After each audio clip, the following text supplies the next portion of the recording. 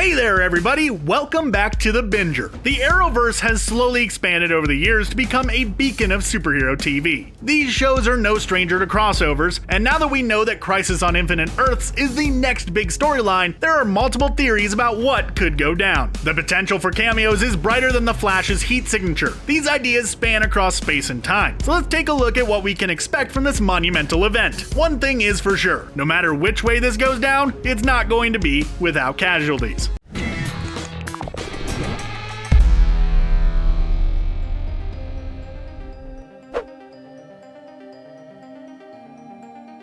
If there's one thing we know about comic book shows, it's that when someone passes on, they always have the ability to return. In the comics, characters often get done away with, only to come back a little while later. In fact, most of the popular heroes have been resurrected several times. It's less likely to happen in the shows as there would be no emotional payoff, but that doesn't mean that it's not possible. Even Thanos found a way to return after Thor chopped his head off, even if it was a previous version of himself. This theory is given weight by the end of Supergirl Season 4, so if you're not up to that point yet, look away now. We're not in the business of spoilers. During the finale, Lena Luthor ended her brother Lex's life to stop him from causing pain and suffering once and for all. But it didn't end there.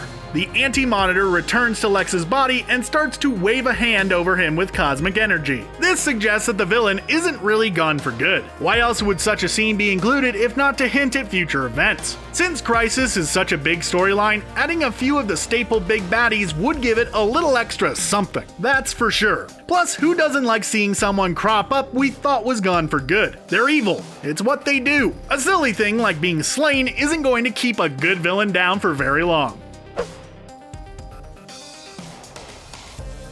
One of the major components of the Arrowverse so far has been time travel. In the shows, it happens frequently, although arguably in some more than others. We love hopping from one time frame to another.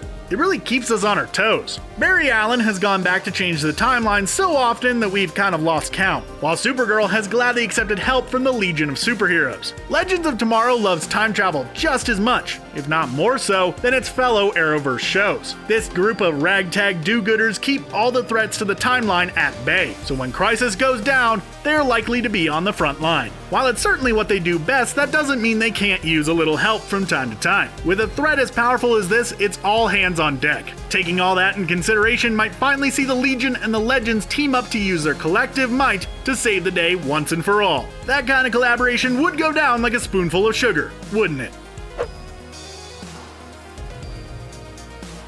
Jefferson Pierce captured the hearts of audiences across the globe thanks to his awesome costumes, heroic antics, and complex family life. It's a recipe for success, and the show is one of the jewels of the Arrowverse crown. All in all, Black Lightning has remained a standalone feature and has yet to really include any of the other well-known heroes. However, our guy has mentioned, albeit briefly, Supergirl. With little else to go on, fans have speculated that Jefferson's life takes place on Earth 38, just like Kara Danvers. It's likely that Black Lightning will be welcomed into the larger fold for Crisis when someone drops in to recruit him. He's a popular character, so he probably won't be left out in the cold. This introduction could also pave the way for future crossovers once the Crisis storyline is done and dusted. So it makes sense in the long term too. We'll not only find out once and for all where Jefferson Pierce and his family live, but we'll see him do battle alongside the best of the best. Everyone is a winner in this brilliant combination that is sweeter than cookies and cream.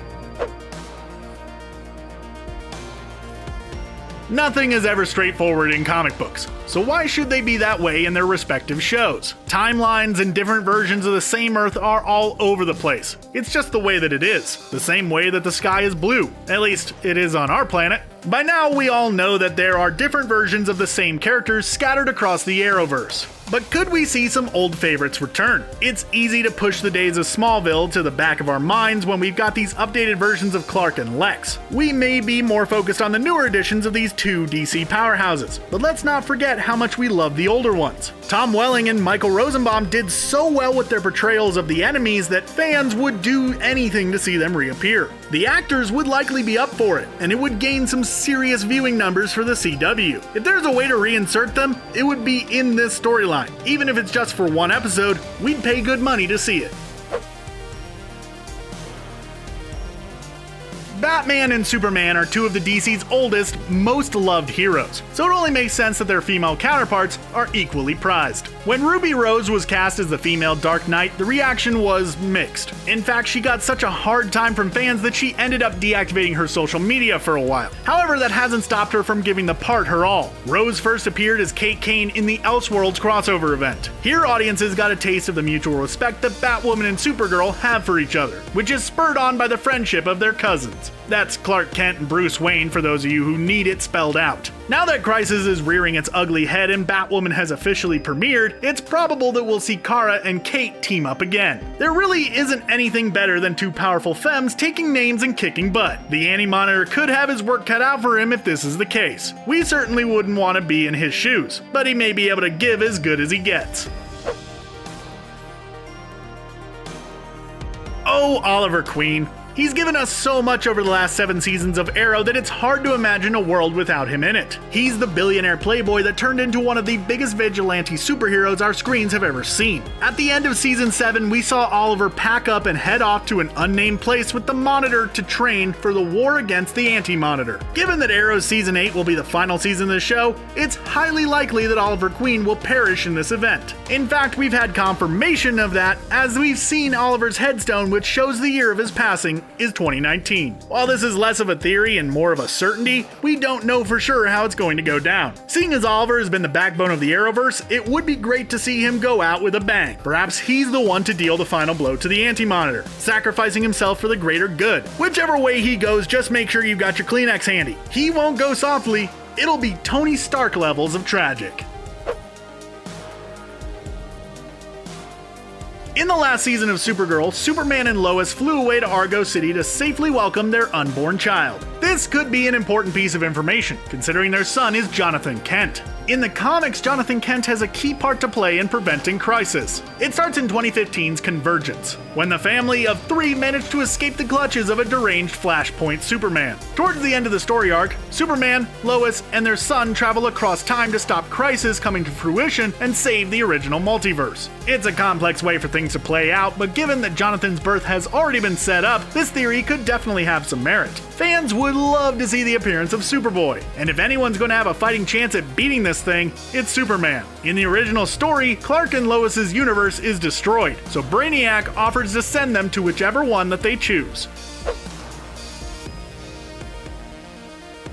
As we previously mentioned, Arrow is coming to an end, much to the chagrin of all of us who love the series. As it stands, other shows are safe for the moment, but they're getting a little long in the tooth. The typical series lasts around 6 or 7 seasons, unless you're talking about The Walking Dead or Supernatural or Simpsons or something like that, who bucked the trend. Supergirl is currently in its 5th season and The Flash is in its 6th. Going by the average, these shows likely only have a year or 2 left on the air. To keep the Arrowverse going, DC need to pull some other characters in to make up the ranks. Batwoman has debuted, so if all goes well, it could be a new frontrunner. Some heroes have already been earmarked for big screen adventures, so we know that they're out. However, this is a huge crossover event that could introduce some new icons into the mix. Who will we see? Well, the jury's still out, but there are multiple options to choose from. The Outsiders or Blue Beetle have the potential to keep audiences hooked, so don't just look for tried and tested faces from different shows in the coming months. There may be some new players as well.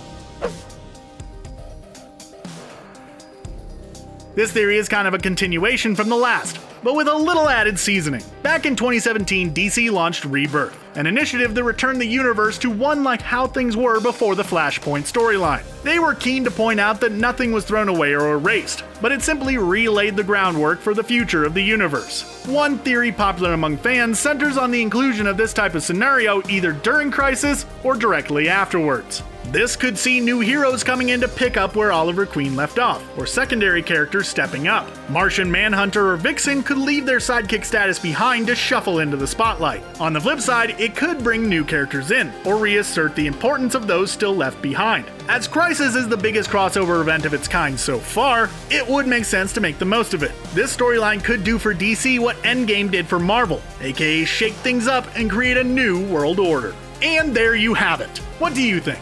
Are we right on the money, or do we need to shoot ourselves into another universe? Do you have a favorite theory that we haven't heard yet? Let us know what you think in the comments. But before you jet off, be sure to give this video a big thumbs up and hit that subscribe button. Until next time, thanks for watching.